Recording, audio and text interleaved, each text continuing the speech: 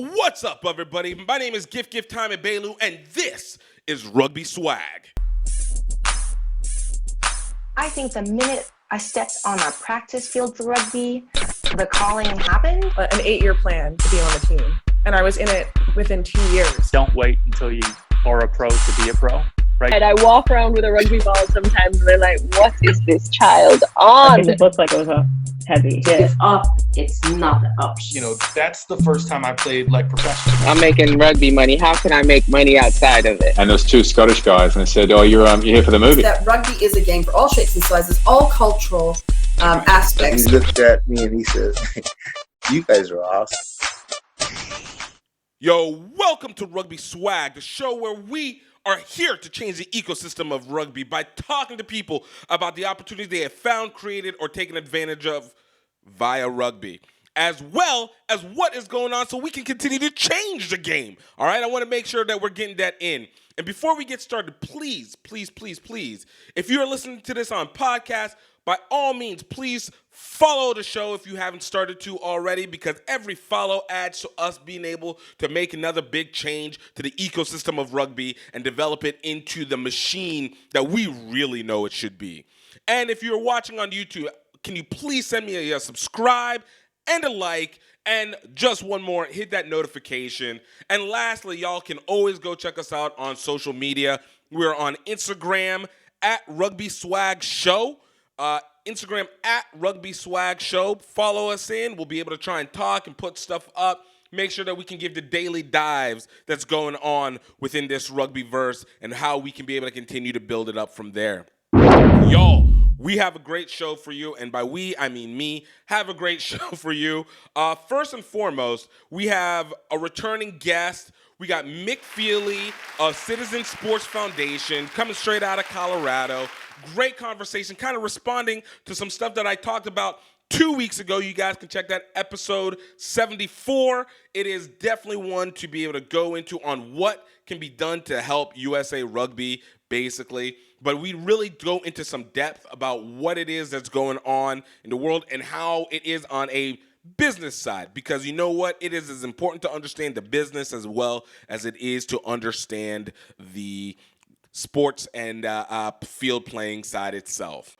But before we get started with all that, I want to talk about a couple things that we have happened over the course of this last week, really the last weekend, and the significance of what that means for us here in rugby. Now, first and foremost, biggest shout out to our men and women at Dubai Sevens. We finally look like the U.S. again. Did you see what we did at Dubai Sevens? We ended up 3rd and 4th place. Shout out to captains Kayvon Williams for the men, Nia Tapper for the women. Like, we came in and were smashing people. Mind you, hey, we ended 3rd and 4th, 3rd for women, 4th for men, but we came out smashing, all right? Like, did you guys see that highlight that Nia Tapper dropped? By the way, big shout out to HBCU, because the more I realize the highlights that come from World 7 stuff, the more I realize that World Rugby might not be as directly touching the media component of the HSBC, World 7 series, even though, because World Rugby never lets good highlights out. Never does. Not unless somebody else is handling that. And I say this because the Rugby World Cup is clear evidence of that every single time. But in Dubai Sevens, this big play by Nia against France, just murking people. Cheddar Ember, murking people. Like, that's what you want to see from USA Rugby. That is the USA Rugby identity. Might not always be the fastest, even though she was. Might not always be the most technically skilled, even though they were showing it out. But there's no way anybody is going to be taking us down in any one tackle or one person, all right? You're going to see us be able to be physically dominant on the field. And that got me excited. I was like, okay, now I get why you guys didn't end up going to the Rugby World Cup. All right, this is how you can make a proper selection. Now, mind you, I'd like to see us now continue that on into other formats. And, they're going to be in Cape Town this weekend. But God, dog, that got me excited. That got me hyped up. I was so happy for that one. I was like, let's go, America. Oh, let's hope to be able to continue. But I wanted to put that first and foremost. You're not going to criticize without crediting. That's how we get it done. And I think just the inspiration from what's been going on. I'm looking at a better 2023, 2024, Yeah, and I think that's when we get the next so-and-so RW7s or so. 2026, I guess, technically. But even there. Olympics, actually, 2024. That's where it was. That's where we're setting up for these next Olympics, and we're going to actually show out and actually get where we go to. Ah, man, I bloody love it. I bloody love it. The second thing I really wanted to talk about, and this is the one that I wanted to hold on more before we get to our interview with Mick Fealey, which if you don't want to listen to this one, because I am about to talk about the Deion Sanders situation, leaving Jackson State and HBCUs, and you guys particularly know how much HBCUs mean to me and the significance that I feel that they have. But if you don't, you're about to hear it. So if you don't want to hear it, just look at the time code. I'm going to put them into the description, then you can jump to the interview right away. But biggest story that's going on in sports today, this week, was Deion Sanders moving from Jackson State University to University of Colorado to take over the program. And if you're not aware of the significance, there's been a lot of uproar on it because it's really split. You know, some people feel that Deion Sanders is taking advantage of an opportunity and increasing and being able to go into a Power 5, Pac-12, 10, 5, whatever the number is now, conference school that may not actually seem that great of a position, but he's going there. They're going to be paying him a little bit, and they think that's a good idea. The other half of it is the betrayal and the feeling that Deion Sanders used Jackson State as a stepping stone, that Deion Sanders is basically a hypocrite in essence, and in essence, kind of pimped the system, to say the least. Now, to the details of where it is, it's where I stand on it is I'm actually leaning a little bit more onto the opportunity because I do feel like he fulfilled what he did. But that being said, it's not without understanding the significance. And I'm going to tell you why this matters to rugby, all right? The significance that an HBCU has within the Black American community and within the Black community in general, but I'm going to say particularly the Black American community, is the fact that its existence is because other schools exclusively rejected Black students from being able to attend their university. So the HBCUs had to be created to facilitate higher education for Black Americans in the U.S. and continue to be able to be a building backbone for much of our generational education in time. So the significance of being able to be a cornerstone in the community is huge, and to be able to uplift that is huge. The other catch-22, the other kicker on it, not the other catch-22, the other thing that's significant about the HBCUs is that HBCUs are some of the most maligned universities within the governmental system. What do I mean by that? It's that they are often actively tried to be shut down, actively underfunded by state governments, and actively dismissed from many of the resources that your PWI, which is a predominantly white institution, university institutions will typically get from the state government. I know this from watching personally Southern University in Baton Rouge. In Baton Rouge, we have basically three college systems that exist. We have LSU, which is, of course, the flagship school of Louisiana. We have Louisiana State University. We have Southern University, which is the flagship HBCU in Louisiana. People can say Grambling all they want. It's not. It's Southern. All right. And then we have Baton Rouge Community College. Now, under our governor, maybe about 5-6 years ago or so, under Bobby Jindal, the man actively worked to siphon funds from Southern system to be able to put into Baton Rouge Community College.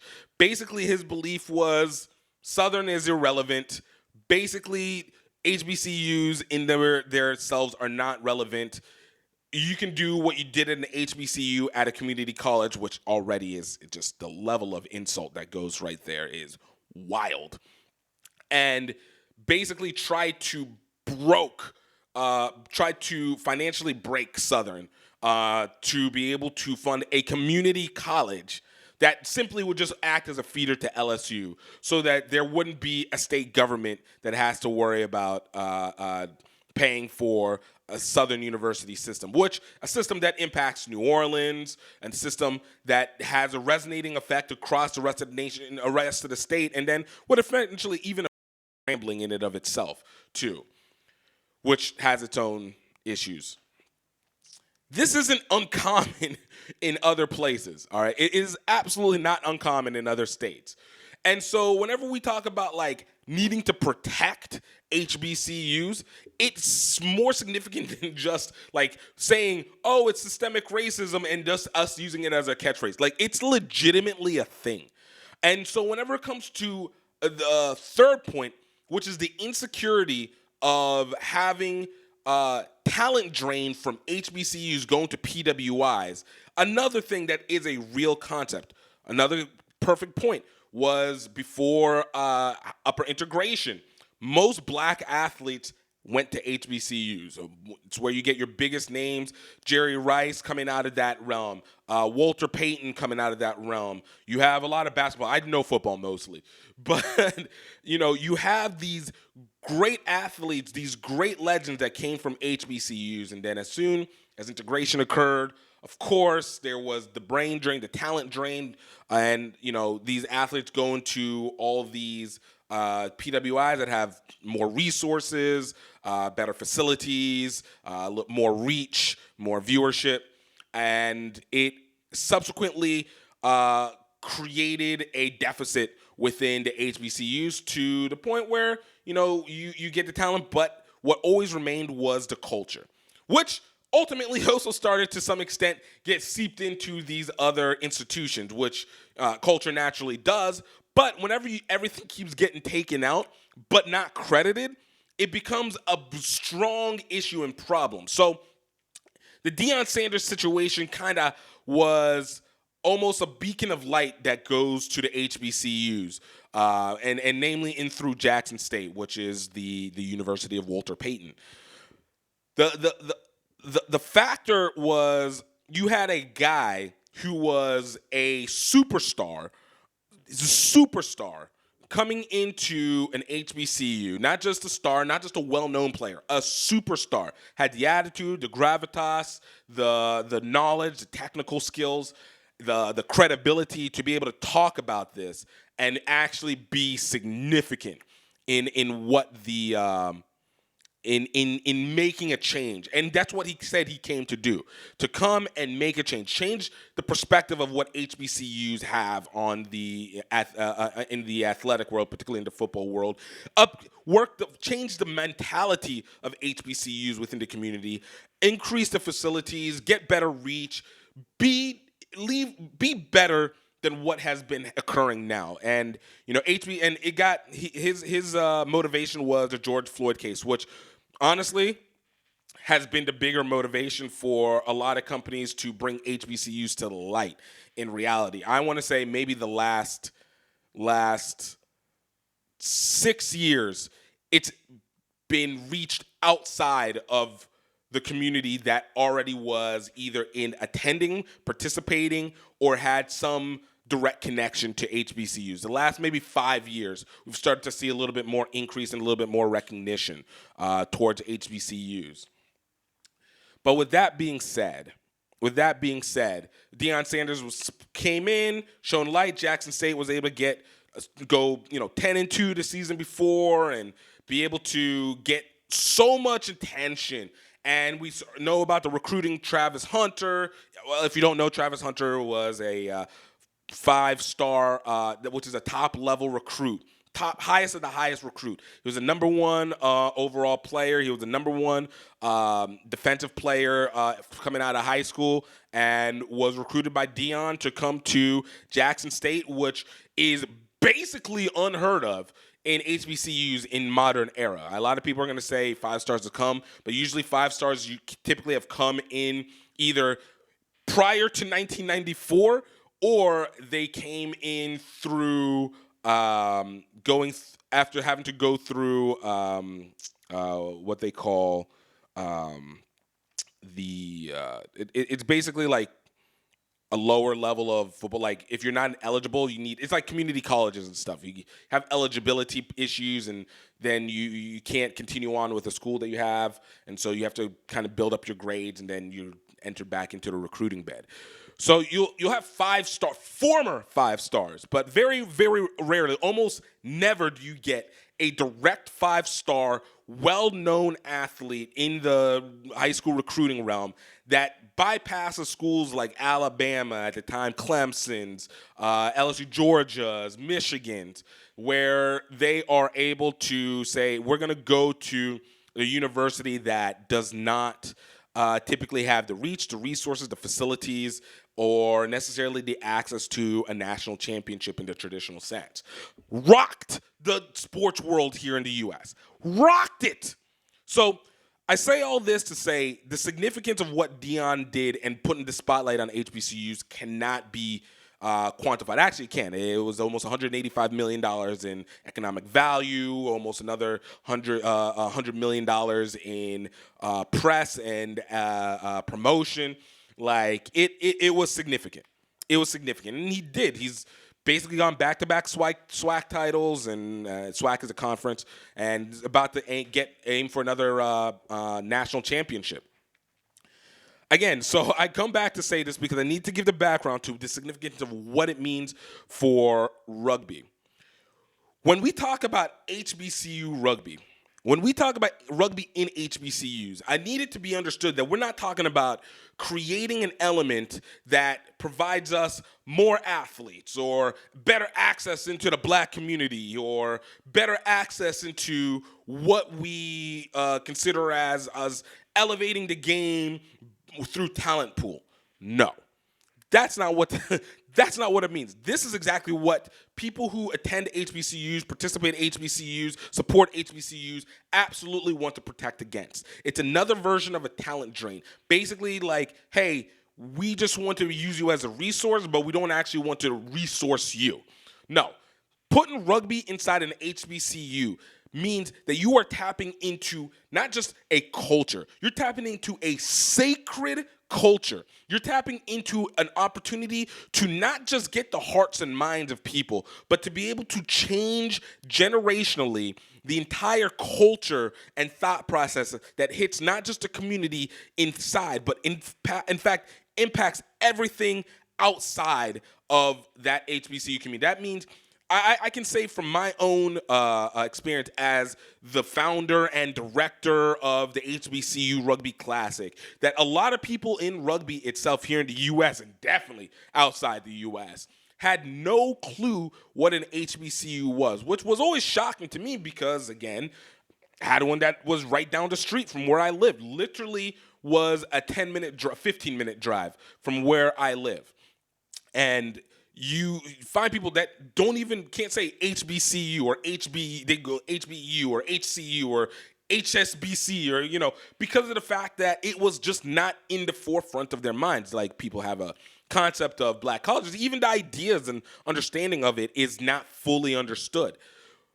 But what you're tapping into isn't just entertainment. You are tapping into culture and significance in that. And to see what is going on with how people feel about Deion leaving tells you how much it means to make sure that if we are going to enter into this, and not we're going to, I mean, we are.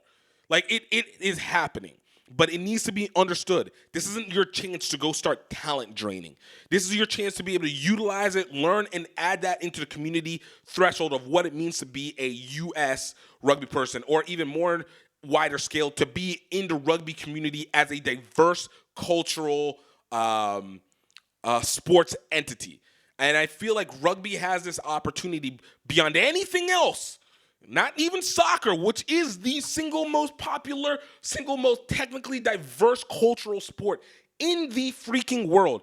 I personally don't think that it has the ceiling to truly accept cultural variation. It actually just has the capacity to be able to, as I believe it, continue to drain talent into a few segmented areas. And then, of course, because they've had 150 years of consistent, call it what it is, good business in terms of how it's filtered its talent and its fandom base into an element where they've had the ability to have the widest range of population possibility. Rugby as a young business sport, not a young sport, but a young business sport, has the ability to be far more recognizable as a culturally, various culturally strengthened sport where there's individual identity of culture found within the sport, encapsulated within that rugby communal concept, that rugby communal cultural concept. And here in the U.S., HBCUs are the perfect example of where that starts. And that's why it is so important that not only do we continue to support it, not only do we continue to try and build and facilitate people towards them, but it also will be significant into how we are able to recognize our styling.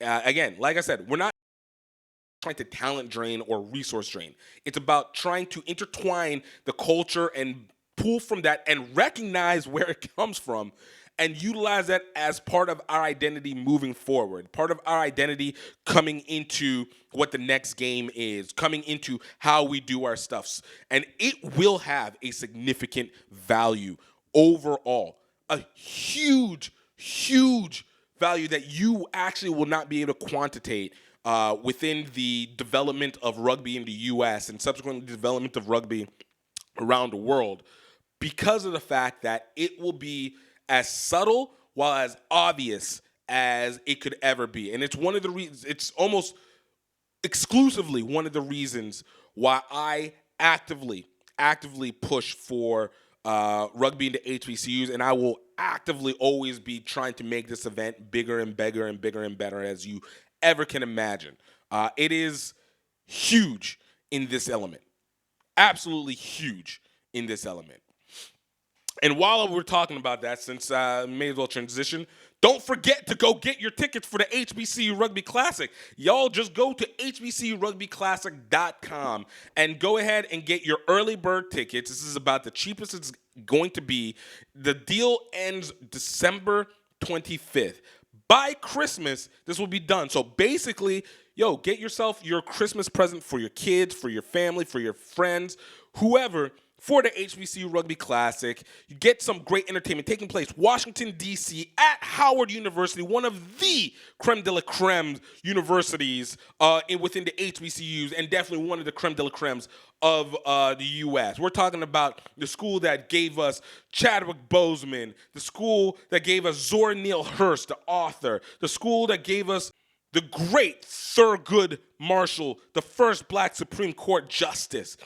This is going to be happening March 31st to April 2nd. We're bringing in the schools from Morehouse, Prairie View A&M, and of course Howard, high school programs, and of course the classic club versus international, USA versus the world competition, going in even harder. You guys don't want to miss this. And that's not on top of the music festival where we bring in some of the hottest artists in the game today, locally and nationally. So guys, check it out. Go to hbcurugbyclassic.com and get your ticket today. So with that all being said, I want to get us into Mick Fealey, president of Citizen Sports Foundation, my friend, and being able to talk about some great rugby business stuff. Let's get it going. Check it out.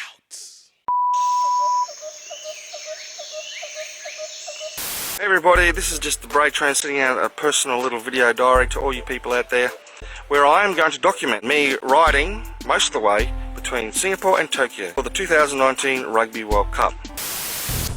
I needed help, and it came from Louisiana. We in Singapore, baby! Gift from GiftTime Rugby USA is a extroverted tour de force. But what unites us is a hunger for adventure. Off to KL, Kuala Lumpur. Yeah! Woo! Gift, where are we? We're in Vietnam! Morning, Vietnam! Mount Fuji, baby! Our love of Asian rugby culture. 1, 2, 3, center!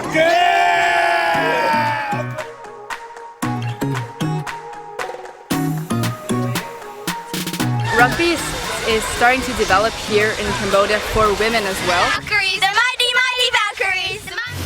We're out here, we're running out of energy, we're running out of money, and we're feeling isolated. And yet at that critical moment, friends, family, sometimes complete strangers come on board. Before you know it, we're back in the game. Tokyo, here we come! Malaysia, Thailand, Cambodia, Vietnam. Watch the full adventure at crugby.vhx.tv. That's C like SEE rugby.vhx.tv. What's up, everybody? Welcome to the next episode of Rugby Swag Show, because we changed it, formerly known as Grow Rugby, where we still speak to people about the opportunities that they found, created, and taken advantage of via rugby, but even more because there's so much more to rugby in that as it is in any swag bag. We got back on the show again, Mick Fealey, straight up Citizen Sports Foundation, and bro, I'm always excited because we've been needing to do this for a hot minute. Obviously, it's been a lot of up and down and just a schedule for areas. But Mick, man, dude, I'm glad to have you back on. Thanks for having me. I appreciate it. I think it's been about a year or so, maybe 15 months, something. A year and some change. Yeah. A year and some change, yeah. I have more hair. You know, look, you said, hey, we don't need to carry all this weight because I got so much cool in me. All right. No, but you know, it's been obviously last time we talked, it was a great conversation into the interworkings of rugby, and very intense. You had some strong opinions about USA Rugby, and I think some of them kind of came into fruition, needless to say, and then we're still seeing the build, and you know, there's a lot still happening now, and so coming back to it, obviously, I started a little conversation last week about what I felt was needed for what's needed for rugby in the U.S., and you know, one of the things that I really did speak about was the fact that I considered myself very sports culture xenophobic, and I need to make sure I emphasize sports culture xenophobic, not xenophobic. Say what? Especially being an immigrant yourself now. Exactly, right? So I had to express my extreme nationalism when it comes to U.S. sports culture.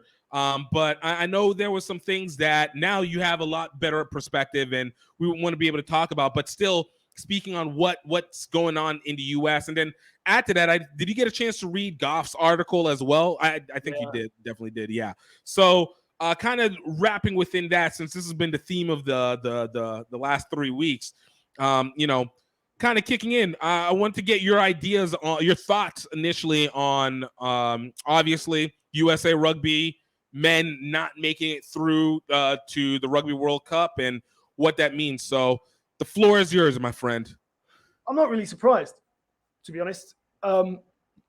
Watching the games earlier on in the year, I think it was Uruguay. Yeah. Obviously, then Chile. I went to that game. Actually, that was on my birthday. Chile. Yeah. It was in Infinity Park, right? Correct. Yeah, I live about a mile away, so it wasn't too bad. But you know, again, I think trying to play a style of rugby that doesn't particularly suit the skill set of the players. Right. You know, there's we just seem very risk averse, and a lot of the commentary, I think Alex Goff referenced it as well, in terms of all three of those games or those series we weren't very good against a counter attack from a kick chase point of view. I think that was where a lot of the tries were scored from deep. Right. I agree. You know, we need an American identity, and I always sort of think back to the 2017 World Cup for the women. With the women, yep. And I don't think a lot of people noticed it, but they swapped Portia Woodman to the next wing, to the right wing from the left wing, so that she could mark Naya Tapper. Yep. And they thought, well, why is that? Well, they're afraid of Naya, and what does Naya represent? She represents pace and power, and that's size. really what American and size, and that's really what American rugby, American sport is all about. You've got unbelievable physical specimens. Yeah. So let's use that, you know, and I think we need to do a better job of trying to come up with a game plan or strategy that allows those individual attributes, those physical attributes to be expressed more.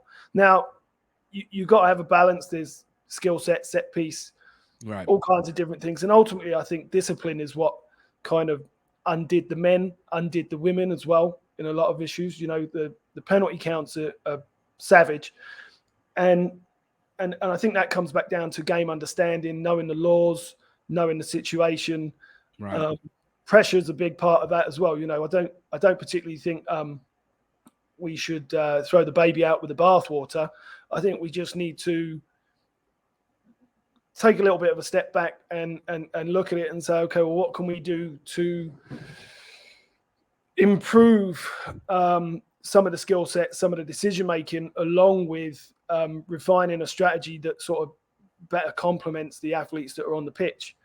You know, it looks like we're a million miles away, but we're really not for the women. I think the men have got a much tougher climb to get to the top, but that was always the case. You know, they've got professional rugby elsewhere in the world. MLR's doing its thing, and it's just going to be a long slog, really, getting up that hill. So, you know, I don't necessarily agree we need to fire everyone. I think that's a natural part where a lot of people are going to be replaced anyway. New leadership in certain positions, whether it's head coach, director, rugby, stuff like that for the men or the women. But ultimately, a lot of the personnel are going to stay from the administration. So we have to find a way to make sure that they all kind of sync up and people can improve. It's not just the players that need to improve. It's the administration from USA Rugby. It's all of us as rugby players, coaches, referees, administrators within the community at all levels. And I think we need to maybe play without fear. I feel like that the game strategy for the men in particular, but also the women, they looked afraid to lose. Well, play to win. You know, play to. So I think to speak to those. So kind of off the top of the bat, I think a lot of the issues that we talk about in that, where it comes to the discipline, the utilizing the skill sets, that always comes back to what we always know: identity. Identity first and foremost, top to bottom. And knowing that we have that, and it's been. I love that you referenced to 2017, because in my opinion, I feel like that was the most peak U.S. rugby format that we had, men or women.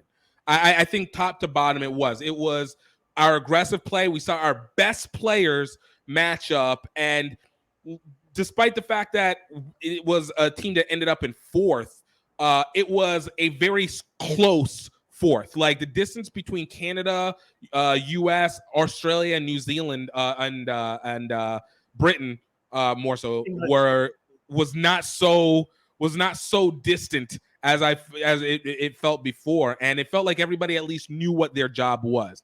It was also the time that we actually were now combining the USA 7s with the 15s, and I thought that was one that in this Rugby World Cup 2021, 2022 was super missing, because, you know, that's basically all the skill athletes that seem to be honed in the most.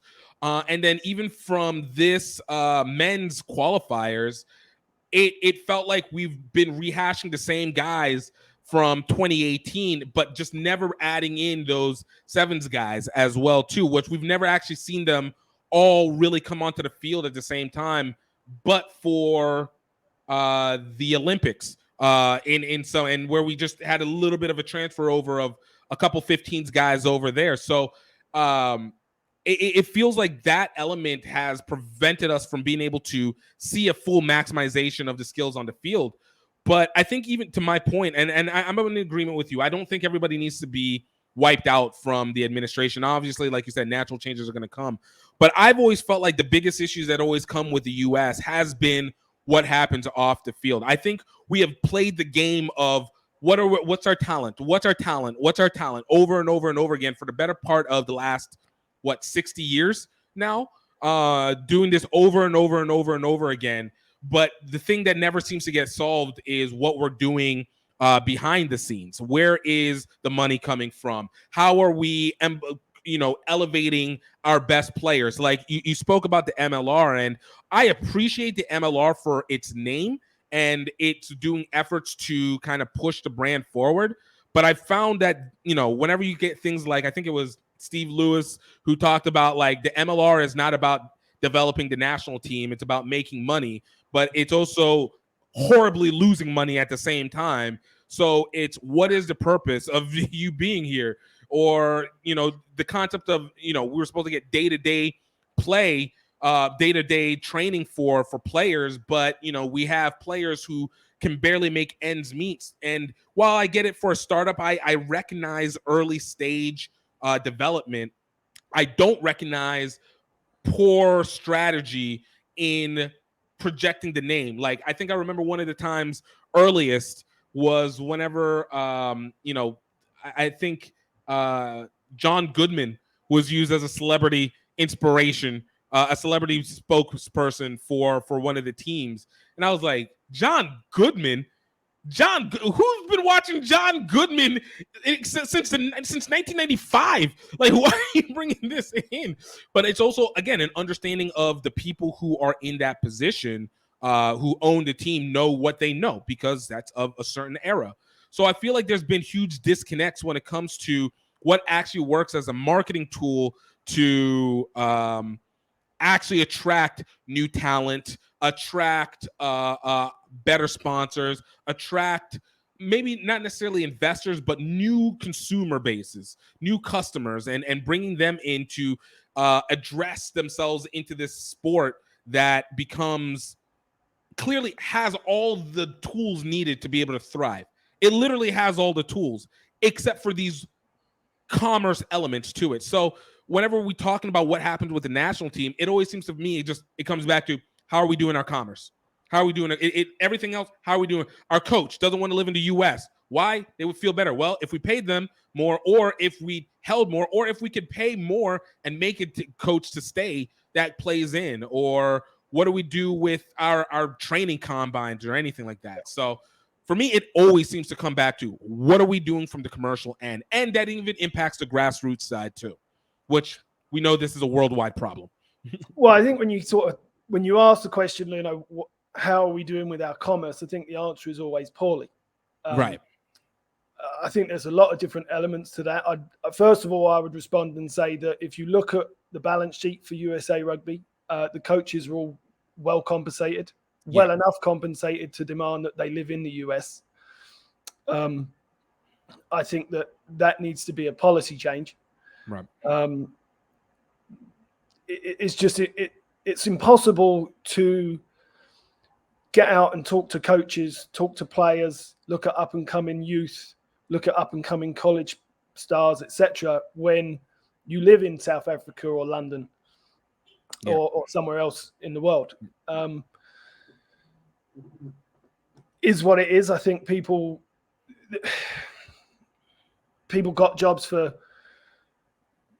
supposedly being able to deliver on the field, and that's fine. That's a decision that USA Rugby and the CEO, like Ross and Dan Payne as high performance, that they're decisions that they have to make, or Emily Bidewell at the time for Rob Kane. But I think that's just part of the learning sort of thing. I think change is important, but I think growth is more important. So we don't want to just swap one for the other and just continue the hamster wheel over and over and over again. Make sure that we grow and learn from the experience. So that would be a sort of easy one to fix, just as a policy change. Look at, although there's sort of controversy about it now, but some of the, like Wales, for instance, the 60 cap rule, they don't pick players for Wales if they don't play in Wales. Right. We wouldn't be the first one to do it. We'd just apply it to the coaches. Fair enough. I think in terms of sort of the commerce side, what is our product? I think we have a misconception that rugby is the product. It's not. Both MLR and USA Rugby, their main product is fans. Yeah. Now, from a USA Rugby or a non-profit perspective, that means memberships, but membership or dues is just short for subscriptions, subscribers. Yes. Well, subscribers in tech or for over-the-top stuff like the Rugby Network or viewership on social media for the MLR, it's the same thing. It all comes back down to fans. And I think this is where you can get into a discussion about a European versus American model. But when you talk about American sports culture and this idea of exceptionalism and the individual, it's we're promoting the players above the fans, and really talent is a byproduct of producing fandom, and that starts with mass participation. 2/3 of all rugby fans were or are rugby players, and that's true for basically all sport. They're fans of the specific sport being viewed, were or are participants in the specific sport. So we have to come at this from a ground up approach. The top down approach isn't working. We've been doing this for years. We talked about my various issues or complaints. I raised something in 2015, 2017, 2021. It's been the same thing. Maybe that's why I've lost all my hair. I don't know. People, look at what you've done. Look at what you've done. Well, I've put on a bit of weight since, so that's all right. I was skinny as hell last time. But it just, if we understand that fans are the product, look, where do sports teams get their money from? They get it from the fans and they get it from sponsors. Where do sponsors get their money from? They get it from fans because they're consumers. So we have to find a way to make those different elements work together. And right now, I feel like we've got this sort of extraction model. It's kind of like fossil fuels versus renewable energy, and fans are being milked. And I'm sick to death of hearing, talk about fan engagement, and something they were talking about for World Rugby. They had a meeting the other day and sort of, let's put up on the big screen to enhance fan engagement. Let's put up on the big screen an explanation of why the TMO decision is being reviewed or why the TMO is involved and things like that. It's like, so rugby has become so boring. The only way to make it more interesting is to put a bunch of nonsense information, right? And like, it's supposed to be about the game on the field, not words on the big screen. It just doesn't seem to me like it's an appropriate response. And I think this comes down to, it always comes back to the insecurity of rugby itself. And this is one thing that I think now watching other sports grow, and I think the only sport that I hate that we try and copy because it looks like the impression of niche growth acceleration. And I actually think it's much more fraudulent in terms of that, but it's just had such a big grassroots with MLS. And I think that everybody in the U.S. keeps trying to mimic MLS. And I mean, the secret that has always came with MLS, outside of the fact that it's been, a 25-year project, is that most of its growth came from franchise fees, like constant franchise fees. Somebody buys in, that fee gets split amongst the owners. It adds as another revenue source in there, and then they continue on. And then another team gets added in, and it becomes a revenue source. We have teams like Atlanta that have now found a way to like create ridiculous fan and for lack of a better word, fan engagement and fan consumerism inside of it, where you're getting 70,000 people in a stadium on a regular basis inside, the fake Mercedes Dome. I say that because as a New Orleans fan, I refuse to accept their copycatness until they force us to have to switch to Caesars. But but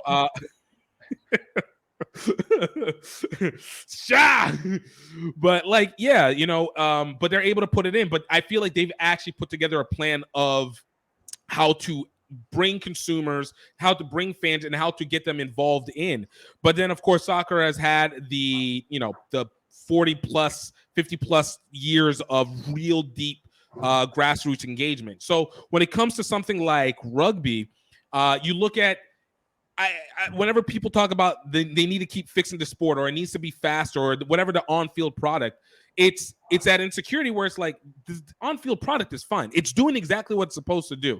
Like, it's neither more or less chaotic because you removed timing under scrum, or you shortened the distance between shorten the distance between the scrum, or you made more details on the TMO, or you made the ruck line a little bit wider so that the crossover, none of that matters, because in the end, the people are not looking at what's on the field as the drain. It's how do you set the story into it that makes the impact feel on the field so much more. And this is where I kind of came into the idea of the American sport versus European style. And I'd love for us to go into it. But it kind of based off of the idea of the utilization of, one, individualism, and two, extreme boasting. I think we have situations like boxing and even from, football, American football. Right? Promote, exactly. But it's not just promotion, because rugby people do try and promote. It's just they don't create rival. There's not the good guy versus the bad guy from whoever's perspective. It's always, we're just in outside of like maybe, New Zealand, Australia, and everybody against England. But aside from those elements, like, you don't have that like strong, I need almost like a gang-like behavior behind each of the teams, at least for the moment of the game. It's a tribe. And that's of what? It's a tribe. Tribalism. Exactly. And I think that's been one of the biggest issues that have cost rugby more and more, because the traditionalism and the humbleness is great. It is great whenever it's like outside the game. But once you're starting to lead into an actual match, like, I need fighting cousins to exist. Like, we need to be fighting cousins at this, and that's what casual fans are going to connect into. They're going to be like, oh, who's the big dog who's going to be running this? Whether it's a Naya, or whether it's an Owen, or whether it's a Porsche, or whoever it is. At least let me know who the big dog is. Then let me get behind the rest of the team, because somebody's speaking for me through this team, so I can talk smack to the other fan base. And then now, whatever happens in the end, we get to build and see where it goes from there. And I don't feel like that gets enunciated. I know fan bases are aggressive to some extent in terms of like the songs and stuff over a European style. But this is, again, perspective from a xenophobic sports culture American. So from that point, can you give me a little bit on your perspective? Well, I think you're right. We need to do a better job of telling stories. We need to do a better job of putting certain athletes front and center. Some of that's been done, but not really to a great enough extent. And that comes back to lacking a fan base to sort of really give it any kind of momentum. If you think about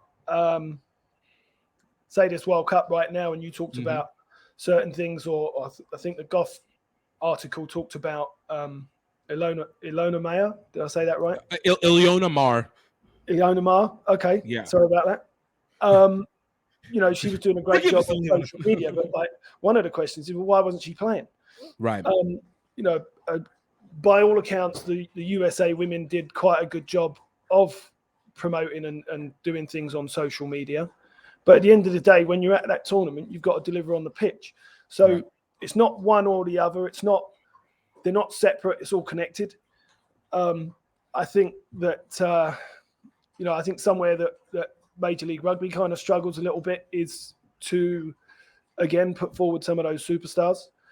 And especially when, if you bring over Chris Robshaw or Bastro or someone like that, it's like, as an icon, not just as an athlete, but as an icon or sports rugby icon, they kind of past their sell-by date there as well. So the usefulness or utility of having those kind of athletes, it's a law of diminishing returns. And frankly, American rugby needs American stars. And we've got a few, and you've seen that with the advent of Perry Baker and Carlin Isles. But again, what's the progression when they retire? And so that's a different part of the conversation where you talk about sort of long-term player development, long-term strategy for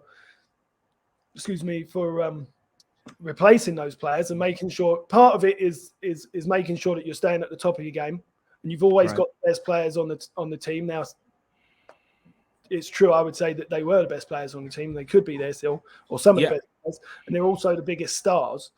But what comes next? And it's something, frankly, that all sports struggle with. I don't think that this is something that we should get down on USA Rugby about, particularly. Like, I live in Denver, and the Broncos suck, and it's been that way since Peyton Manning left. And and they thought that Russell Wilson would make a big change, and it hasn't. But again, the most working situation here. That was kind of here's a savior versus having a process and then a production line of talent behind it. Not really the best comparison, but other than just to say that that's an example of other sports struggling with the same kind of issue. Right. I wonder. Well, they talk about it's cyclical, right? So some years teams are up, some years teams are down, and it's a question of how long that down period lasts, and how long that up period lasts, and how many championships can you go and win in the meantime. And winning championships is good for business. It brings in more sponsorships, brings more fans to the games, all kinds of things. Winning is absolutely good for business. Excuse me. But it's not, it's endemic to all sport. It's not, succession planning is endemic to all sport. It's not just a USA Rugby issue. Right. I think when you have such a small talent pool, such a small fan base, such a small commercial capacity, that then it becomes more critical. I do think so. I agree. Look, I feel like you do have. It is a reoccurring problem, of course, with any of these sports. I think my bigger issue, no worries. Y'all, Black Friday is coming up. The holidays are coming up. And this is the perfect time to be able to get your family, your loved ones, your friends, your rugby stuff. Not just another rugby team, because they might not even care about that team. Maybe not everybody's here rocking for the All Blacks or rocking for Ireland or just has a USA Rugby jersey that they want to drop on. But you definitely can never go wrong with a casual rugby wear. Check it out at rugbyoutletmall.com. Get the stuff that represents to the things that they already know, like our Rugby Life shirt representing the YouTube culture. Of course, get our Rugby PayPal shirt that is just a beautiful blue that goes along with it. You guys can get our HBCU Rugby Classic shirts if you want to represent for new and upcoming culture. But more importantly, guys, because you're listening to this podcast right here, definitely want to make sure that you have something to go along with it to provide. So for any first-time users, definitely use the code GROWRUGBY for 20% off. That is GROWRUGBY, GREAUX Rugby. That's 2 words, GREAUX Rugby, and you guys will get 20% off of any Icano Rugby shirts, any HBCU Rugby shirts, and just be able to fully embrace the merch. It's wintertime. Suit up.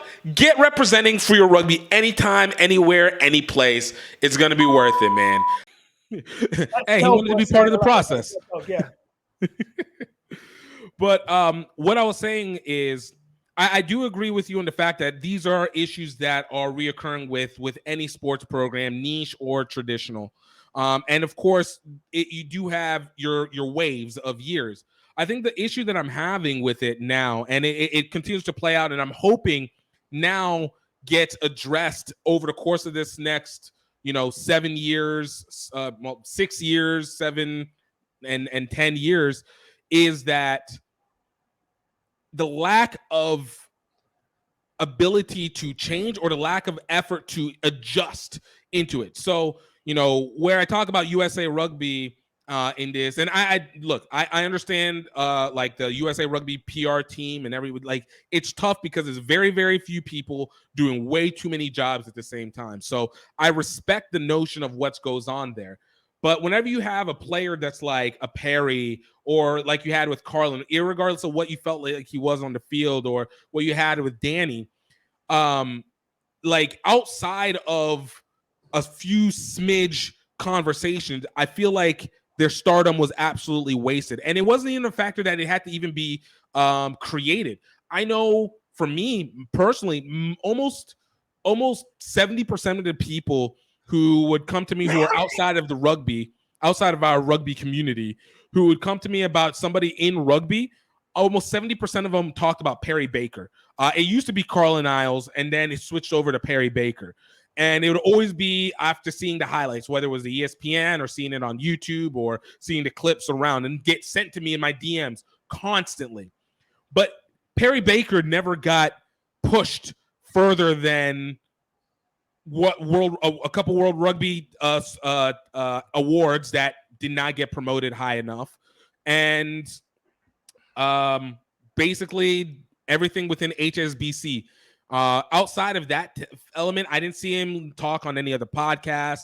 I didn't see him talk on any YouTube channels. Didn't see him talk on any really traditional news. Like, that's whenever you put a person who can perform on the field and simultaneously is good at speaking, and also is has enough star power to attract new audiences. And this is where it's like, I felt like USA Rugby has that ability to at least have the social corporate clout.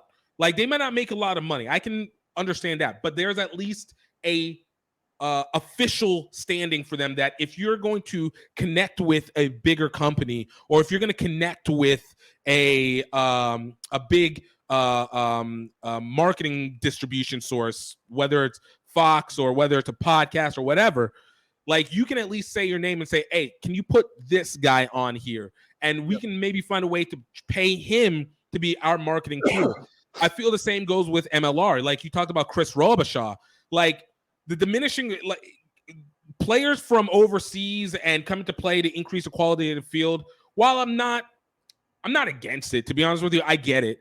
But I feel like if you're going to bring somebody who's supposed to be a star from overseas or a star in their field, the return that they need to have has to be more than what plays on the field. At that point, they have to be the explanation on the game. They have to be a voice of the team, because you're paying them more than everybody else, which we saw in the books, and which basically is part of the collapse of Austin and LA. I mean, that and, horrible stock management and fraud. But I mean, still, like, getting found out, you're paying people under the table.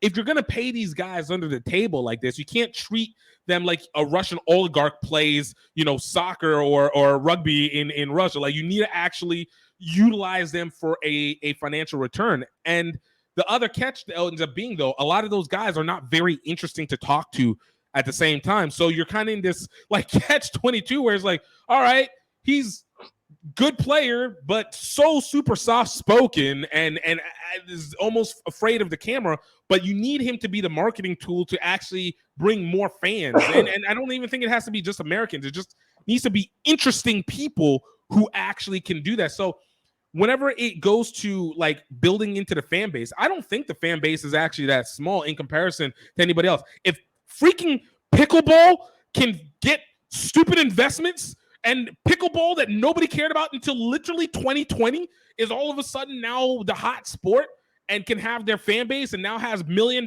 prizes. Like, I'm sorry, we have at least 1.5 million in the US watchers. And even if we take from overseas and you want to throw that into that little mix there's enough of a fan base to say, let's use them as an undercurrent, but we need to throw the stars up. We need to push our Randy Moss, our Tom Brady of sort out there and make them more. And it didn't feel like that effort has ever been made. It always feels like everybody is so worried about whether the game is on ESPN Plus or Fox FS2 that nobody gets unless they have the super cable package that everybody already removed, or it's Peacock, which that one I actually could legitimately consider. But it feels like the worry goes so much on the distribution that is not real distribution because they're not marketing you any better. But it takes away everything that goes on with the storyline. So whenever one of the things I suggested was USA Rugby probably should move from being just a management organization to an investment organization, meaning, if you can't have enough of the enough money to put into new staff, then get equity in some of these other rugby media people and help push them up into your quarter. Like, you clearly have a connection with ESPN of sort, so push some of these other rugby people who are doing the media stuff, whether it's a Goff and he did with Flow Rugby, which, I mean, you take that for what it is, but at least there was something there. But it's like, push them into that element so that somebody else can be the talking point for you and help bring out maybe some of those extra voices that you yourself aren't directed. Same with MLR. And then it exists to how it feels with grassroots. Now let me know about who's the best high school players, because now they're elevated up, or who's the best college players. And now they can be elevated up because now we have people who are elevated and also know how to speak and can promote these guys and create the story. And now they have an initiative because there's somebody investing in them directly. But well, I think I'm going to disagree with you a little bit. Let's go. You're very passionate, and I think this serves to illustrate my point, and I'm guilty of it too. Rugby people, right? Rugby is very often one of the most important things in your life. Right. And for lack of a better phrase, no one else gives a fuck. True. Right? So if you look at the Super Bowl, there's like 100 million people watch it globally. Right. Actually, sorry, in the US alone, 90 million people, something like that. Right. What incentive does Fox or ESPN or anyone like that have to put rugby on when they might get 1,000 or 500,000 clicks, views, whatever? So it's an economy of scale. I think what we need, and again, I think I mentioned this to you last time, but we just need a better perspective, a better understanding of where we're starting from. The NFL, Premier League soccer, they've been doing this for 100 years. Right. We are 5 years into a professional competition. We're 25 years into professionalism with a model that doesn't work. I think I'm one of the only people that wasn't surprised when Wasps went bankrupt, or Worcester, or whatever. Again, I refer to the comment I made last time, where if New Zealand Rugby is selling equity to raise capital in the All Blacks, right, and they're the most successful, marketable brand in rugby globally, if they're not making money, what the fuck are we talking about? Right. The model isn't right. And we need to find a way to create more fans. More participants leads to more fandom. We need to find a way to generate revenues from the creation of those more participants. We need to fund infrastructure to support that participation growth. We need to generate revenue from that infrastructure and keep reinvesting. If you want something to grow, keep feeding it. And this is where we talk about, again, the extraction model versus the, like fossil fuels versus sustainable energy, renewable energy, right? If you take long-term athlete development theory, it basically posits that to raise the standard of the game, the product that people think, because it's entertainment, it's a mechanism. It's not really the product or the primary product. if you bring all these resources in, you put all the talented coaches, referees, administrators, and athletes into this central funnel, and then you raise it as high as you can. That's what we've been doing, right? But it's basically a game of Jenga. And Jenga literally only ever finishes with ultimate collapse. So we need, and rugby doesn't have the critical mass in the US or internationally anywhere, particularly, to sustain that kind of process. If you look at rugby versus football, soccer in the UK, there's 2,060 rugby clubs registered with the RFU. There's 40,000 soccer teams, clubs. The English football pyramid, right? You've got 4 professional leagues. Then you've got non-league. Then you've got Sunday league, which is just fun, people having a kick about. 40,000 clubs. And they don't have to travel halfway around the world or across a continent to get a game. They travel 5 minutes down the road or 10 minutes down the road. So it comes back to what I was saying before. People talk about money being the solution, being the problem rather. Money is the solution in the sense that it will alleviate the logistical problem, right? There's too few people playing too little rugby too far apart. So we need more people playing more and better rugby closer together. That also fits in, like, from an economic piece to the participation goals, to creating and manufacturing more fandom through more participation.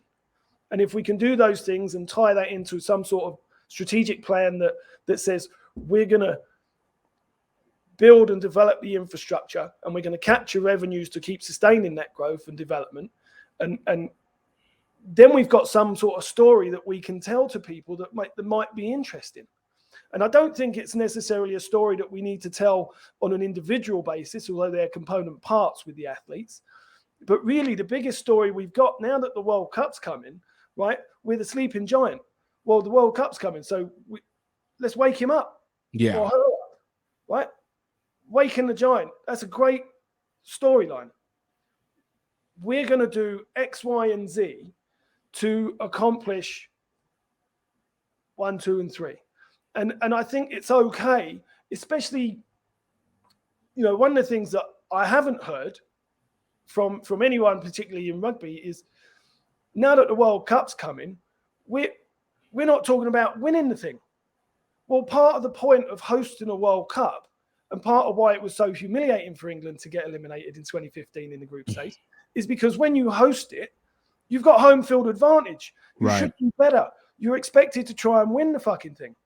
So let's say, okay, we want to win the World Cup 2031, 2033.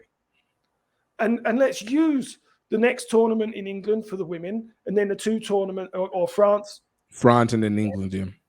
And then Australia, to say this is part of our process. Let's go and win the World Cup. We've got a lot of elements that, given the right support, the right development, the right time to develop, in the right sort of system, that we have a chance to actually compete. Right now, we're not competitive, really. The women are doing a better job. It's relative. I think the collegiate system helps. I don't think that's really the right model for the men's side of things, just because of the scale of collegiate football and basketball. But that's okay. Title IX is a friend for the women's side of things. For the men, we have to take a slightly different approach. When you talk about MLS and different stuff like that, remember, MLS is like the 5th iteration of professional soccer in the US. Right.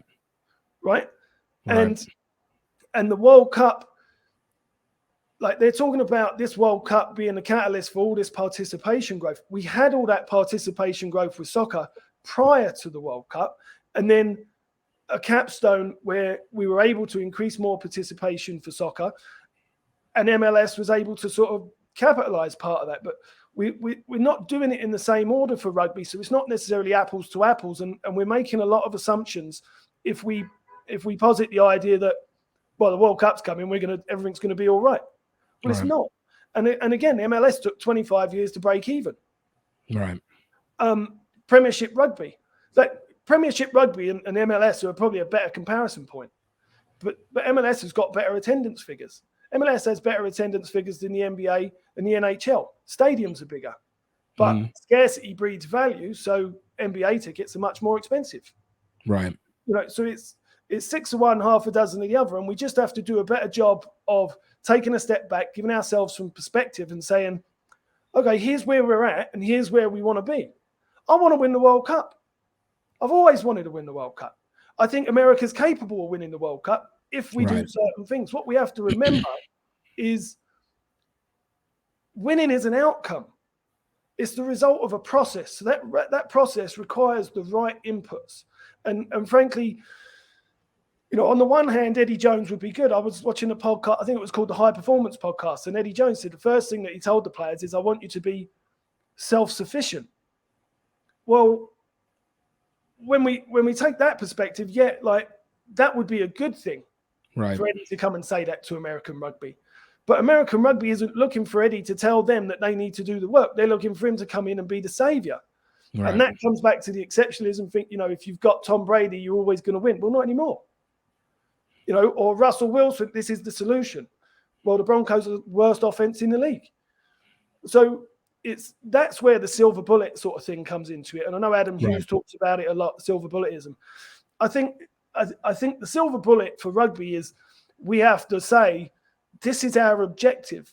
And we all have to find a way to agree on what exactly our role is within that and work towards it.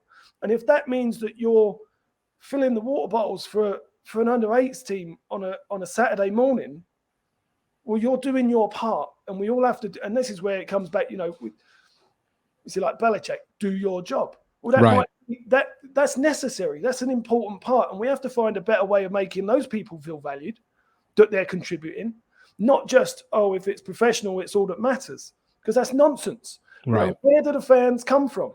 Where do the players come from? Where do the coaches come from? We're importing all these coaches that don't really understand American athletes or American sports culture. And I'm saying that from personal experience. I've lived here a decade nearly, and it took me 4 or 5 years to really start to understand the psychology of it. Can you elaborate on that a little bit? Well, you know, I first heard the phrase "the sleeping giant" when I was about 14, and I assumed that sport worked the same everywhere. Well, and this is where we come back to xenophobia. Yep. the European model versus the American model. Well, there's no clubhouses. There's nowhere. You know, if you look at Infinity Park, right? They still got porta potties next to the turf. So the community's using that, right? You shit in a big plastic bucket and there's no running water. So what right do we have to say we're going to win or even host the World Cup when we can't provide running water for our members? I took it for granted. I grew up in a place where there were showers, changing rooms. There was a bar, kitchen, multiple revenue streams, multiple amenities, different things, value proposition. We don't have any of that in rugby, and that's part of what I'm talking about with infrastructure to support the participation growth. And the American psyche, I just want to play, and I want to be the star on the team and stuff like that. And it's about winning above all else. But there's a lot of other things that go into it, and community is such an integral part of rugby. You know, when you read Adam Hughes' book, he talks about it's real stories, real people in their communities giving back. It's like there's a few clubs, there's people in there from clubs that I've come into contact with or talked to and stuff like that. And it's like, oh, I didn't know that. That's really interesting. And we need to do a better job of sort of sharing those sort of things with ourselves at a grassroots level. We need to do a better job of sort of feeding some of that up the food chain, because that's how we then start getting the superstar athletes to relate to fandom, to the community game. But I just want to play isn't good enough. Right. It's not going to get the job done. Right. And that's true as well, where you see a lot of people don't show up to training because they just want to play. And it's always the same old trope where there's 5 or 6 people running a club of 50, right? And it should be 50 people contributing, not just monetarily for dues, right? Going out, working in the community, finding sponsorships, volunteering for fundraisers, bringing in friends and family to support and watch and help grow that way. But I think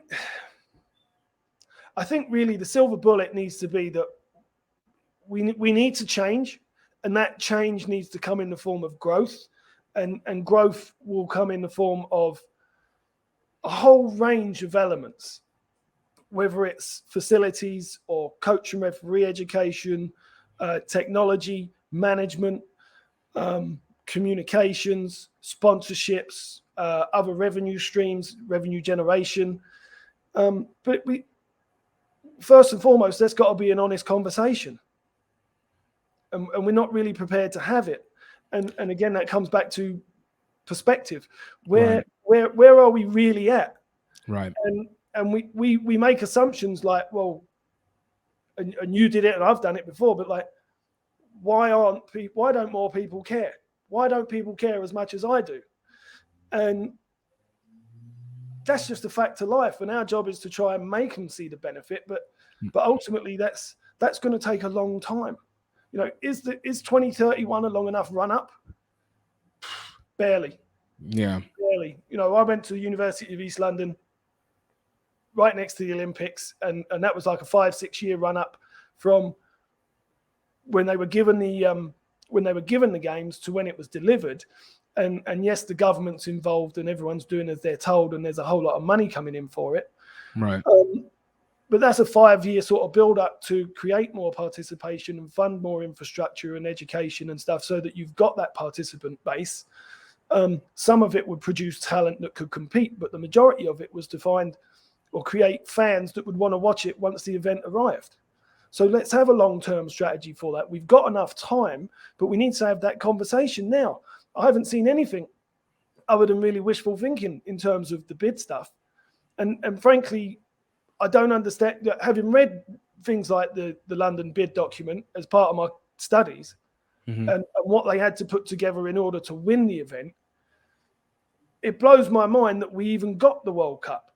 Yeah. Okay, we've got it now, though, so there's no point worrying about that. But what are we going to do about it? And we can't have the same old, like we did with the Sevens World Cup, where we just assumed it was going to happen. We have to make it happen, and that comes from all of us contributing at all levels, and it can't be just one person doing this or one group doing that. And I think where USA Rugby is really struggling is this sort of divestiture where they've split off and everything's into silos. Well,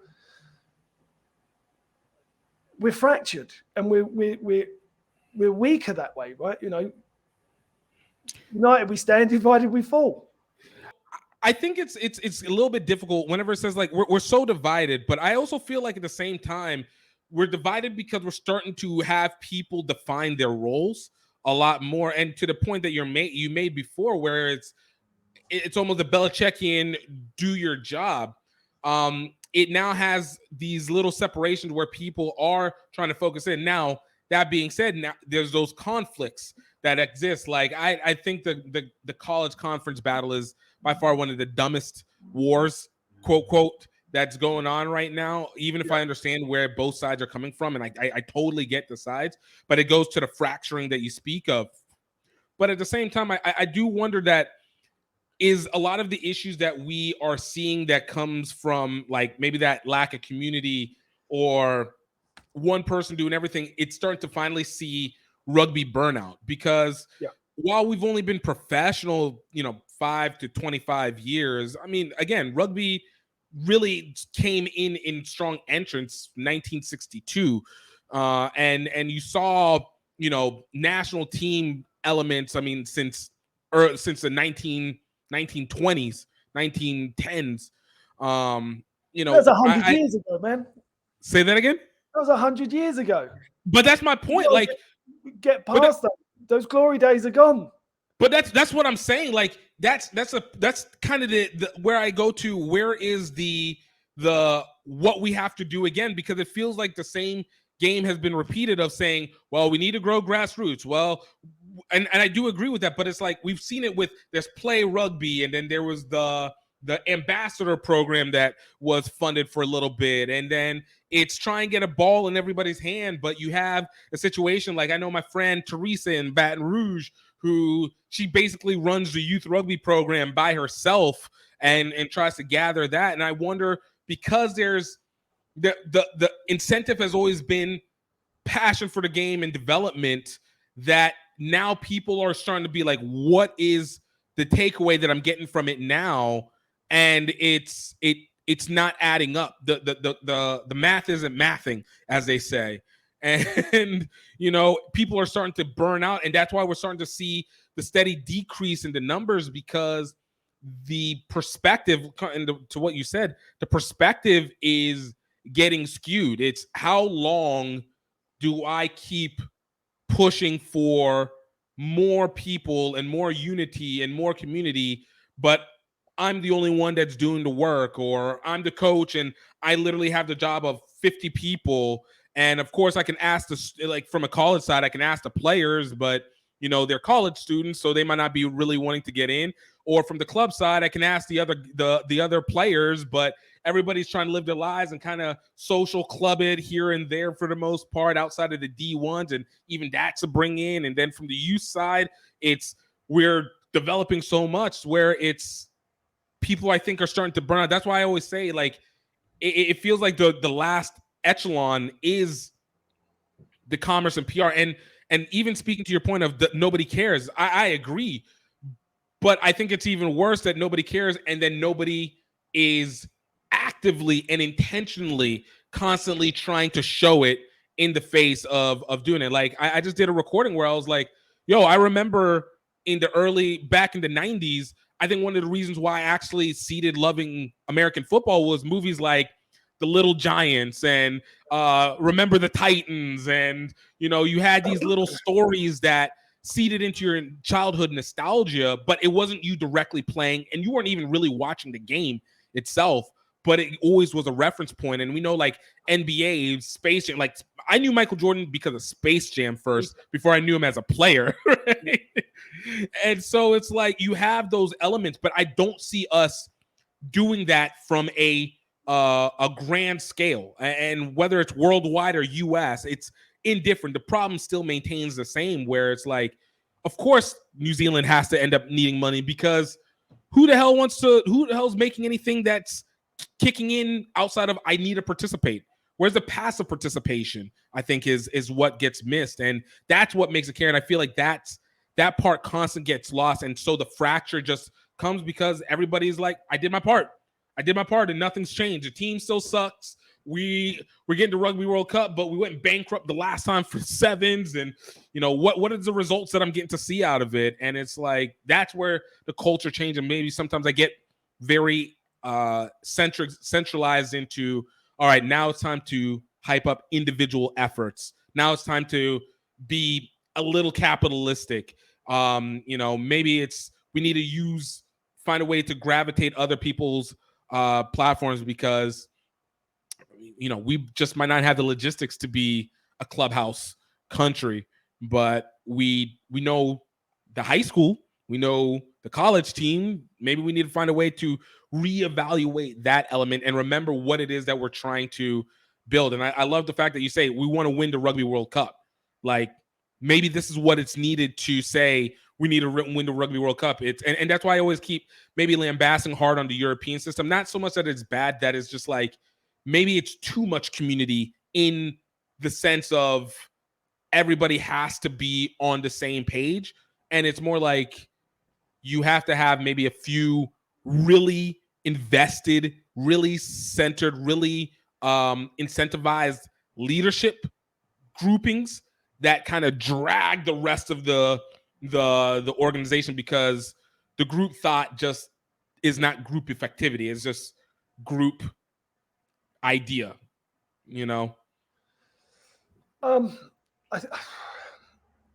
I think the main point that we have to be a lot capitalistic. Yeah.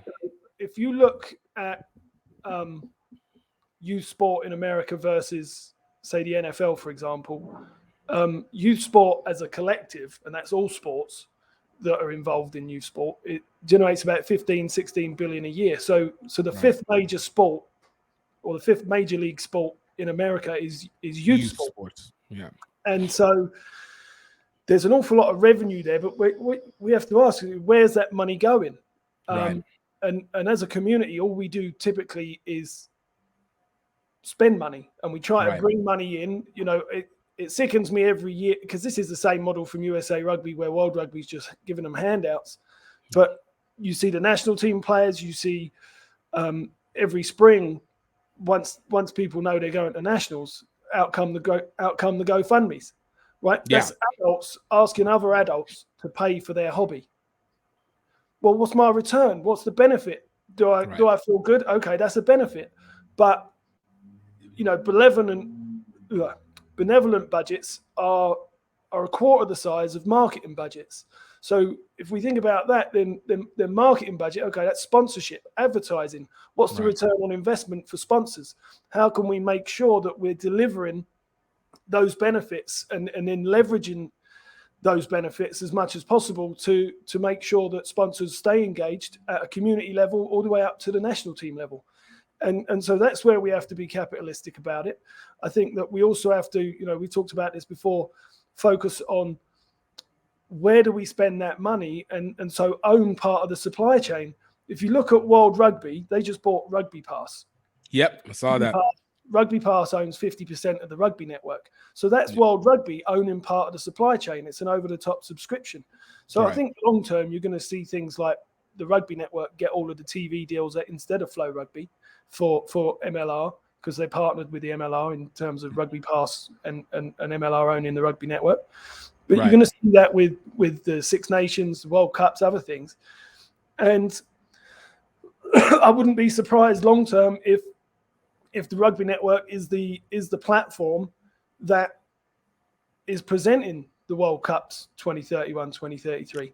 I wouldn't be surprised either. Part of the way that World Rugby might be able to help MLR sort of stop the rot in terms of bleeding money by feeding money into the Rugby network for investment or for TV deals, because these big companies that we want to do it aren't going to do it for us. And it's similar where you think about a lot of the issues I think with women's rugby is that they're expecting the men or the men's side of things to sort of change their perspective or approach and do it for them. And they're not going to. They've got no incentive to change their approach.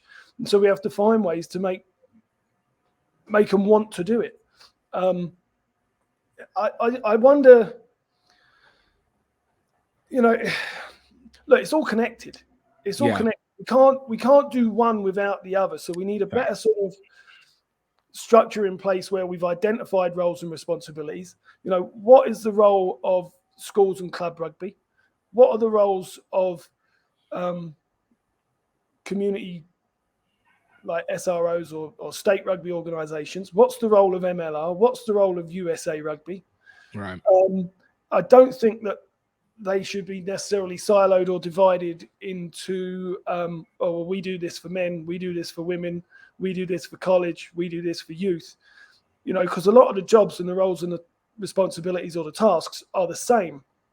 So it's not necessarily based on we're siloing it based on who the customer is versus siloing it based on what the role is. And so I think that's a structural change that needs to come. I think that if we're better organized in terms of, okay, we know that USA Rugby, based on information from World Rugby, stuff like that, is responsible for the collective benefit of the members, and that it's responsible for training and education and sort of quality control, quality assurance, which is what a union does. Mm-hmm. Then, whether it's a labour union or a sports union, then we can find out more about what's the role or responsibility for the clubs, for the collegiate programs. When you talk about collegiate rugby, alphabet soup, right? I think USA Rugby needs to give up the ghost. NCR have done a fantastic job. They're growing every year. They've got about 60 to 70% of all collegiate programs, right? It's an overwhelming majority. So then let's find a way to make sure that works within the whole ecosystem versus battling against each other. It's like two big oil companies trying to extract all the resources from one state or the other and sell it to the same group, to the same customers. If we can find a way that we have a more defined role or capacity for delivery for clubs and school teams that feeds into the collegiate stuff, then all of a sudden we've got a more aligned pathway at the base. Right. The next job is, well, MLR fits in there in line with, the state rugby organisations where like all-star teams and stuff like that. Well, that's where your academies or your feeder system comes in.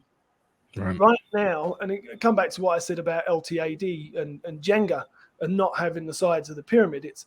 It's a case of not necessarily, well, first of all, yes, you've got to do your job, but I think that starts with knowing what the job is.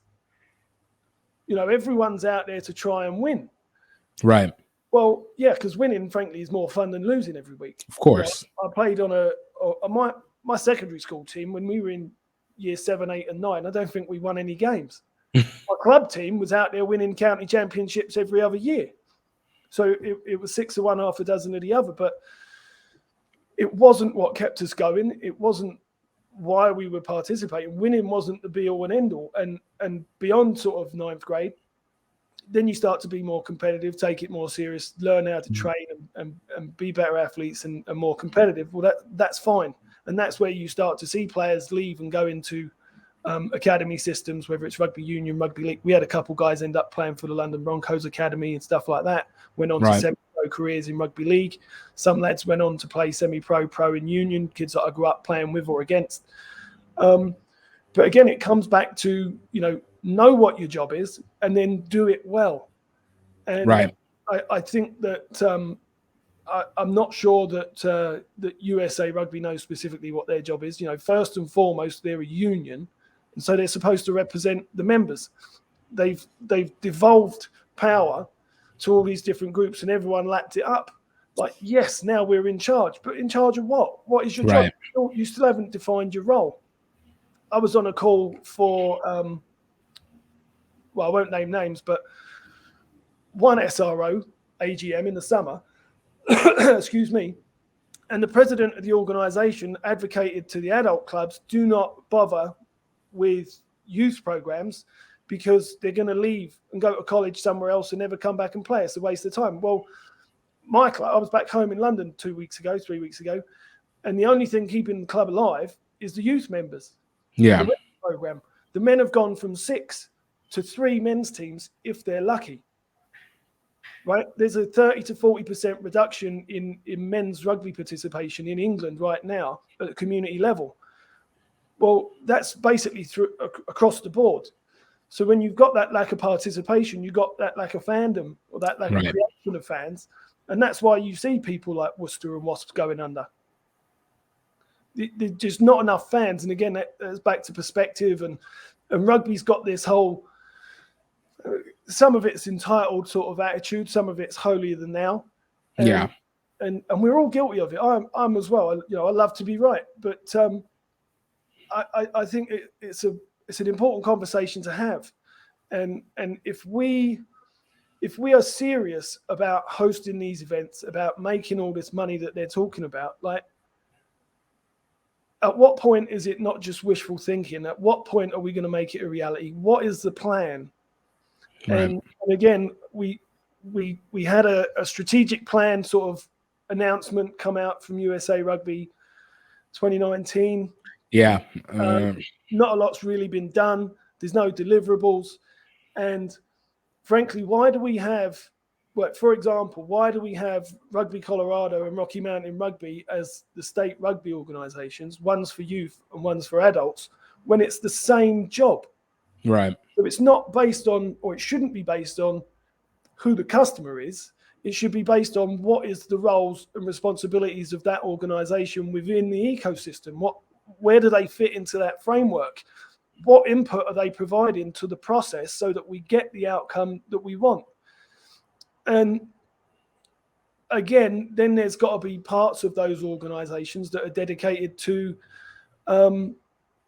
some of it is participation and welfare. Some of it is the commercialization, the capitalist approach, shameless plug, but like Citizen Sports, we're talking about sponsorships and benefits of sponsorships and how to provide return on investment. We're talking to people about how to capture different revenue streams or diversify revenue streams. Right now, And this was the same thing with the pub. In the end of the day, we were overly reliant on single revenue stream, which was concession. We needed to diversify. We weren't able to do that. COVID and other things aside, it just comes down to you're overly reliant on a single revenue stream. USA Rugby sells memberships first and foremost. It's a representative body. So again, that comes back to fan subscriptions, membership subscriptions. How do we increase the value proposition of the sport, of that membership, so that our product, our membership, is more valuable than soccer or NFL or whatever? Forget the end of the pathway in that instance, the destination. Okay, the NFL is a far more attractive destination than MLR or Premiership Rugby or anything like that because of the money involved. Excuse me. And that's true for, say, Premiership Soccer versus MLS. That's right. But at the end of the day, the value proposition, we can deliver better value at the grassroots. And, it comes back to like, can we provide running water? Do we have showers, changing rooms and stuff? And I know that that's not necessarily the American way. And we're talking about that being a more European thing. Well, the showers and the bathrooms thing, I think, is actually a lot more. That one is just, like for a place like Infinity Stadium, I'm a little surprised it's still using porta potties. Like you think for as much as gone into it, it would be able to improve. But continue with your point. I'm sorry. But that's one of the key differentiators. I'm going to have to plug my laptop in. Sorry, to change the view. Hey, no worries. No worries. But that's where we can really increase the value proposition and make it more attractive. And not only that, but if you have those kinds of facilities and infrastructure, then you can rent it out to other sports, and that's a new generation. That's a new revenue stream. Which is what we see even with NFL teams, like the new development of these stadiums. A lot of it is so that you can sell either PSLs, the specific seats, or you can be able to rent it out for events. So you have the 24/7. I think it's one of those elements that, like, what's his name, who used to own Dr. Buss did with Lakers arena initially, was to make it a year-round events home. Yeah.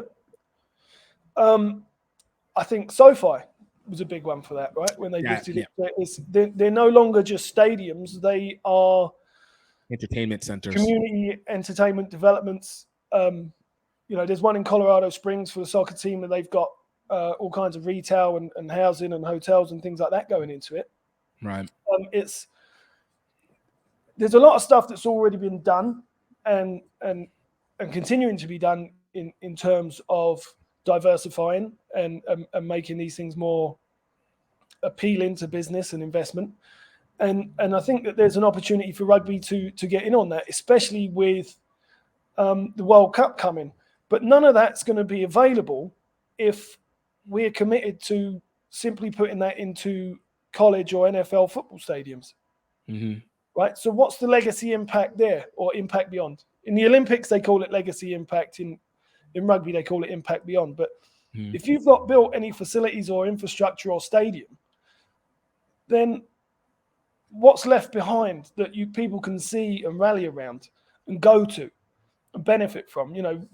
The reason that England or the RFU are so wealthy, so to speak, is Twickenham. Mm-hmm. Same thing with soccer. You got Wembley. Like, now I take it for granted we've got a national stadium. That's a bit difficult given the logistics of the United States. But that's fine. Let's just build more. Right. Still move them around. Because if you do it in the right way and generate these revenues across the board, then they're going to be self-sufficient or sustainable anyway, whether you've got all your national team games there or just one of 4 national team games there. Say you build 4 national stadiums. Great. That means you've got 4 times as much opportunity as England with just Twickenham. Right. I think we get very hung up on sort of the challenges. We have big ideas and big ambitions in the US, but we're also afraid to speak them. Like I said, I don't think there's anything wrong in saying we want to win the World Cup. We should be saying that because that's a rallying point. Let's go and win the World Cups. We've got various different approaches to how that might be possible, and the players is a serious element of that, but it's not the only element of that. Right. And you know what? If you don't try, you've already failed. So let's try and win the World Cups. Let's not just show up.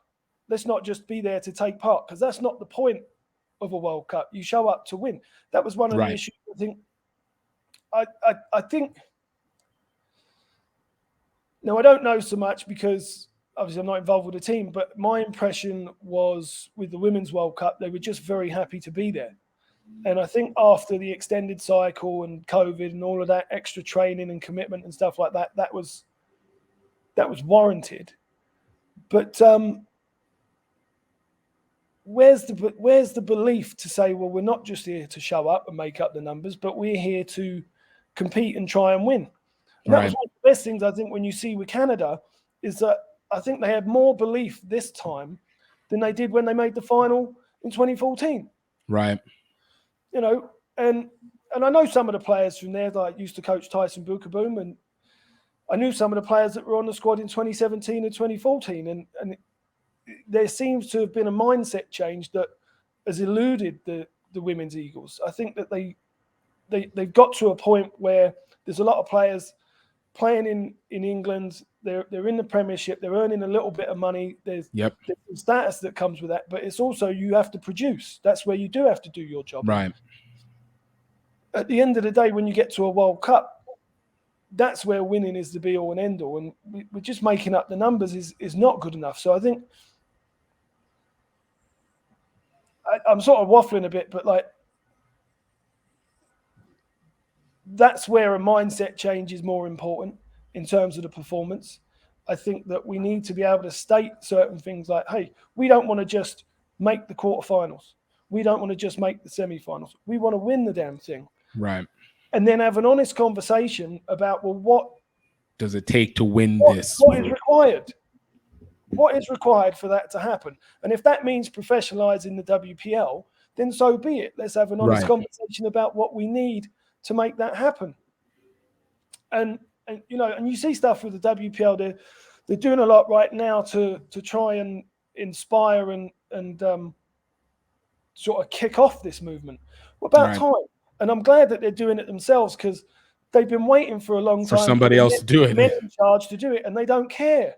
Yeah. You know, all the conversations we have, and it always ends up coming back to people are only really pissed off now that the men didn't make the final, make the championship, make the tournament. Well, where's the outrage that, you know, the women didn't make the semifinals? That the women didn't make the final or the semifinal? Yeah. In large part because they didn't have the funding. Where's the outrage that the WPL was decimated by all of the talent going to play in England? All that did was make England stronger. Yeah. Because week to week, their players and their talent pool has a higher level of competition, where our developmental players are now the top players and they're not getting any experience competing against better athletes. And the ironic part of it all is, even with the England side to that, the starting point for the England side and England's women's side and the U.S. women's side are not that significantly different. The starting points for both the side, for the players when they started playing, etc., I don't feel like it's that significantly different in terms of early development. I would say that was true maybe 10 years ago, even 5 years ago. Yeah. Excuse me. But with the professionalization, it switched it up. Yes and no. I think a lot of it, you know, well, actually, like I was back home a few weeks ago, like I said, and Beckenham ladies, they won the league. Well, first of all, their league got promoted versus they got promoted over the last sort of 20 years. Okay. But I've got friends, you know, there's girls playing on that team that I grew up, they lived a block down the street. And they're now in the championship, they're 5th. And you've got little old Beckenham playing against teams like Bath. Well, they're never going to get promoted into the Premiership because they don't have the infrastructure, the stadia, stuff like that. So they're as high as they can get, and they got there because they won the league last year, and the team was promoted. But prior to that, the division there were more leagues created below, in terms of the whole pyramid sort of thing. But you know, I remember when they started I was probably 14 or 15, and I had mates. You know, when I was 7, 8 years old, and I told you about what inspired me the last time we had that conversation, there was a girl called Alison playing on my team from my earliest rugby memories. She was one of the best players on the team. Yeah. My coach Terry, growing up from age 9 to 19, his daughter Liz was on our team for a few years. Like, there have been girls playing from 6, 7, 8 years old. I don't know if you know, there's a girl called Morgan Freeman. Yeah. She plays. She played for Premier Rugby Sevens. She's played USA U20s, stuff like that. She went to Lindenwood. Her dad's one of my best mates. We did our level 2 coaching course together 20 years ago. She's had 20 years of rugby. Like, it's not very true. I just don't think it's as true anymore as we think it is. It's still not uncommon that players are joining or starting to play rugby and find it in college. That's still very true for all women's rugby, really. But there's still an awful lot more exposure at a younger age range. And you see it with, like, I think Nolly Waterman. She used to play with her brothers. She played as a 7, 8-year-old.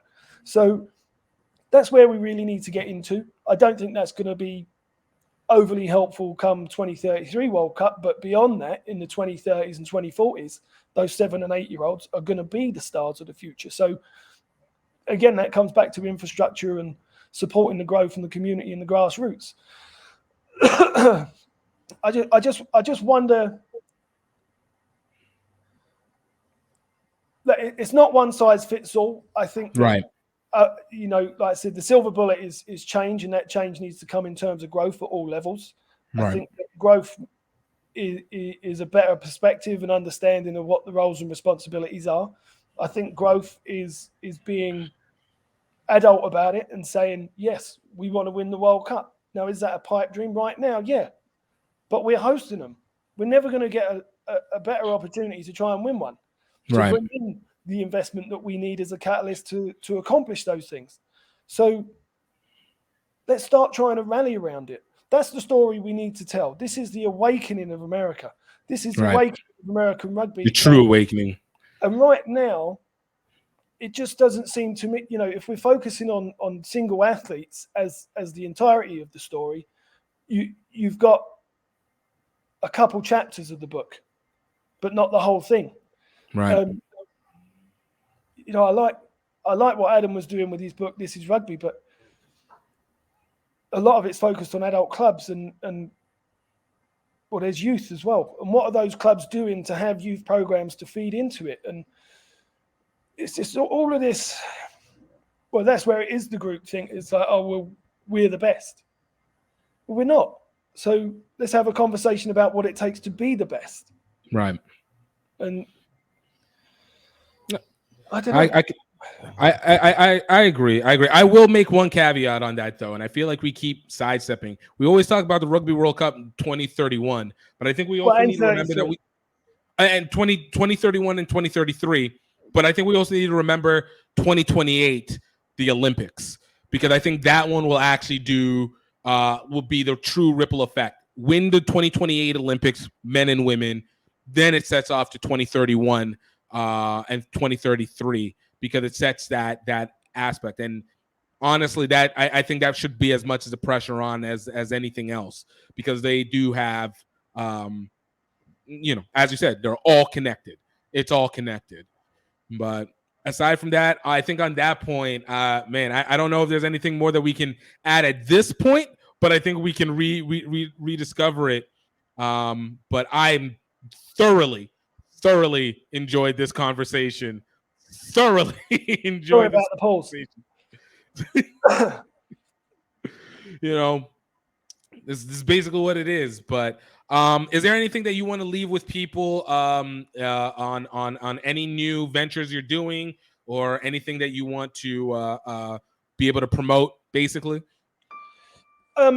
Yeah, with Citizen Sports, we're here to help. If you're looking for sponsorship, if you're looking for advice, if you're looking for more affordable kit and equipment, email me, president@citizensports.com. just as an example, we did a pilot program in the spring with Pirate Youth Sports, engaging local businesses. We were able to reduce the cost of participation by about 95%, meaning that our kids got 10 weeks of rugby, coaches, fields are all paid for. They got a hat, ball, 2 jerseys, a hoodie, a polo. They got tickets to the Eagles Chile game, about $400 worth of value, and it cost them $30. Nice. So we're here to help and continue to try and make rugby grow. I've got nothing but time for people that are putting in time and paying it forward. It's about youth, it's about development, it's about growing, and hopefully soon it'll be about tying that into making us win the World Cups. Right, and the Olympics. Sevens is a bit different, and it's not really my area of expertise. It was too much like exercise as a player. Last time I played sevens seriously, I was under 17, 18. We won the county championship. I think I mentioned that before. But I was really only there to kick the drop goals. Everyone else, look. The tackling. Sometimes it is what it is. Perspective. Sometimes it is what it is. But well, I was aware of my limitations, and that was running was one of my limitations. Oh, respect the awareness. Respect. No, Mick, man, thank you so much, man. And I can't wait to do this again because, we're going to have to make this more regular thing. No more year-round aparts or so. Thank you so much for taking the time to watch us, guys. Thank you, Mick. Love the conversation. Can't wait to do it again. Guys, thank you for watching Rugby Swag, listening wherever it is, formerly known as Grow Rugby. Please check out some of our other episodes. Obviously, last week, I talked about a little bit of rugby entrepreneurship. The week before, talked about what USA Rugby can do to what we can do to improve USA Rugby. And of course, we got some great guests. I had Cassette Sharon Ganji a couple weeks back. Had Theo Bennett 3 weeks ago. We've had Naya Tapper. We have had Kyle and Tiana Granby of Roots Rugby. We have had Blaine Scully. We've had amazing guests, Chetta Emba. We've had amazing guests from all formats of rugby and continue to do that while also wanting to bring you guys the information directly. It's not all guests all the time, but it is all value all the time. And I want to thank you guys for taking the time. But most importantly, I want you to know that I hope that you are happy. I hope that you are healthy. And absolutely, the top of it all, I hope that you know that you are truly, truly highly favored. Until next time, y'all. Cheers.